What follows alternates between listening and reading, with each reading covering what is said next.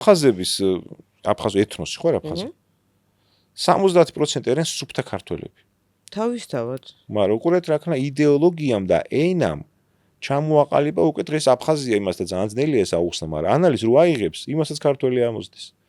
იმიტომ რომ მათი, რა ვიცი, 50% აბსოლუტურად მეგრელია, მაგრამ აი ამ ენამ და კულტურამ, რომელიც რუსეთის იმპერიამ ესე ნელ-ნელა შექმნა უკვე აფხაზიერ დღეს რა თქმა უნდა აფხაზია და სოფხედოლობა ეს და კულტურა არის რა, ისე როგორც ქართულში არის ძალიან ბევრი, თქვათ სხვადასხვა კუთხის წარმომადგენლები ამოდის ეს ჩვენ იმაში გენებში. თავადაზნაურობაშია სხვათა შორის ეს უფრო მეტი.